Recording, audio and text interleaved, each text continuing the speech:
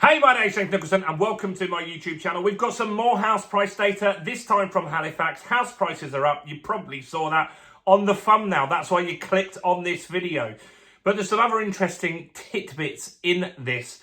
And it's interesting because, look, if you'd asked me 2 years ago when I started this channel where I thought house prices would be right now, I wouldn't have been shocked if at the time, I believed that house prices could go down around 5%, 10% if things were really, really bad. So it's crazy how robust the market has been. We've weathered the worst of the interest rates, but other things are important as well, like the economy.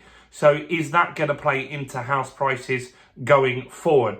Let's talk about all of that in this video. But before we jump into this, as always, I'm going to ask you, if you haven't done already, do subscribe to the channel over there and hit the bell notification. We're on the way to 30,000 subscribers now. You can see around this video how close we are. And while you're here, smash like, tickle like, hit that like button, guys.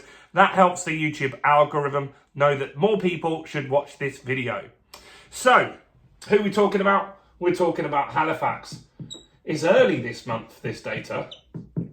So, I say this each time, I do like these data points that we get. So we look at various different data points and you should listen to all of them and make your own opinion on what you feel the market is going to do. In fact, let me know in the comments, what do you think is going to happen in the market by the end of 2025? Do you think house prices are going to go up, or do you think they're going to finally start going down? Comment below and let me know on that. So we look at various data sources. We look at Rightmove, that's asking prices. They're down at the moment. We also look at the Halifax, which we're looking at here today. We look at the Nationwide as well. And we look at the ONS, the Office of National Statistics. And so all of those give us various things that we should look at. Rightmove, that data is important because that's the first thing that happens in the market. Somebody lists a house for sale.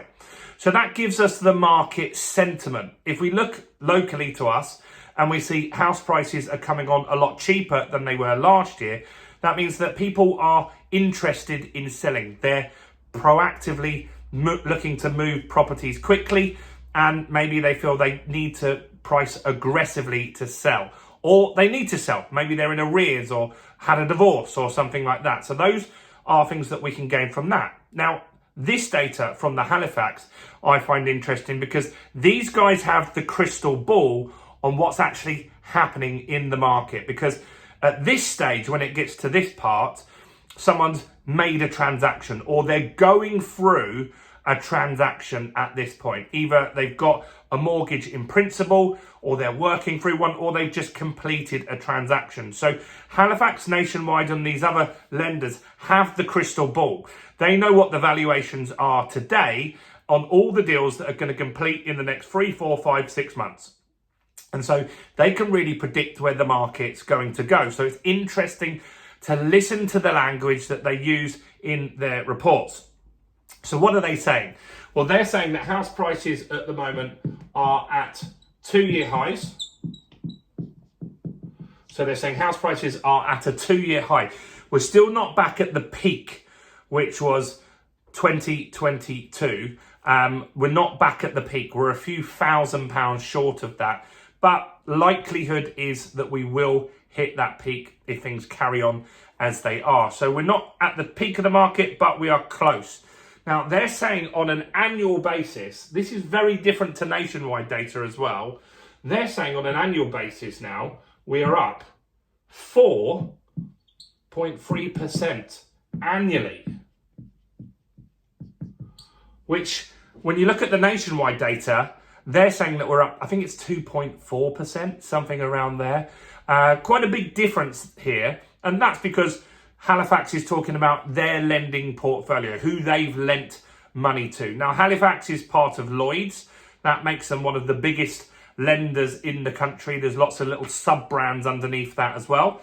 But Nationwide also have the Mortgage Works, which is one of the best buy-to-let lenders out there as well. So this is really, really interesting to see. So 4.3% up, that's really quite solid. It's above inflation now. So what they're saying on average house prices for their data is 292,505, which is interesting. Now, this is where we listen to what they're saying going forward. They are saying they are seeing a significant increase in activity, meaning they're aware that there's more valuations going on.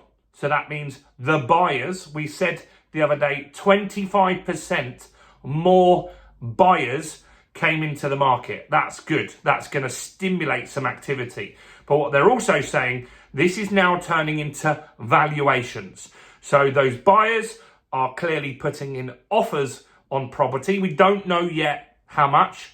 We don't know if they're going up or down, but the language that they've said is that since the Bank of England cut interest rates and the mortgage price war, so lenders started dropping mortgage rates, they don't call it the mortgage price war, since lenders started cutting rates like they have been, like NatWest have and everyone like that, that there is more activity in the market, and they see that the market getting significantly busier towards the end of this year. That's interesting to listen to that kind of statement. And so that's really good, because that's why we've got to connect all of this stuff together. So we had the data from Rightmove. Rightmove told us we've got lots of buyers making inquiries. Now we can connect this to the Halifax data. Halifax is saying this is translating into valuations. That's going to eventually, it isn't now, but eventually over the next 3 months towards the end of this year, going to turn into completed transactions. Right now, it's really hard to tell, does that mean that they're buying at the market rate, or does it mean that they're getting good deals? We won't know for sure. But the way Halifax is wording it is like they're fairly positive on the outlook on house prices and property for the rest of the year. So I would expect to not see any price reductions or cuts in these monthly videos on Halifax data and nationwide data. I just don't think that you're going to see much of that for the rest of the year, which is interesting. They talked about a few regions, or one region in particular. The place that has done best for house prices in 2024 is Northern Ireland. So Northern Ireland have had house price increase this year on average 9.8%. That's worth looking at. So maybe if you invested in those areas, you've done very, very well this year, or maybe you already own a property in Northern Ireland. That's good news, isn't it? Then you've done well. Not so great, they're saying, as well, for new people wanting to get into the market. What I did make this week, though, was a video talking about that. And what I believe is going to happen longer term is that lenders will make you get more debt. And so what I believe that they will make you do to get affordability to work, and this will drive house prices up, is lend you money for longer. So rather than lending you money for 25 years, I believe that they're going to lend you more common for 40 years. Now, that might be something that isn't paid off in your lifetime, and whoever inherits it would have to clear that debt or sell the property at a later date. That's potentially something that could happen. There also are lenders now that are giving you more times your salary. Lloyds did that. I did a video this week. If you haven't seen that, go and check it out. Lloyds are now willing to lend first-time buyers 5.5 times their salary, up from 4.5 times. That makes a big difference to what you can buy with your salary. We gave an example in that video, and it meant that you can, instead of buying something for 220 grand, I think it was, you can buy for 270. That's going to push house prices up. Like all of that stuff, it's going to mean you pay more debt, but that's what banks ultimately want, isn't it? Their goal is to get you to have more debt with them, but to be able to service that debt. So if they can stretch it out, that you pay that debt over a longer lifetime period, that's going to make them significantly more money. It might not be the right thing morally. I'm just telling you, this is what you're going to start seeing. And I guarantee you, longer term, that is going to impact house prices. So Halifax data is in. Let me know what you think about this, or any of those statements that I've just made there. I'd love to know your thoughts and opinions, or comment even just to say hi, thanks, whatever. That helps me with YouTube. Do smash like. Do check out all the other content on my channel, including this video right here.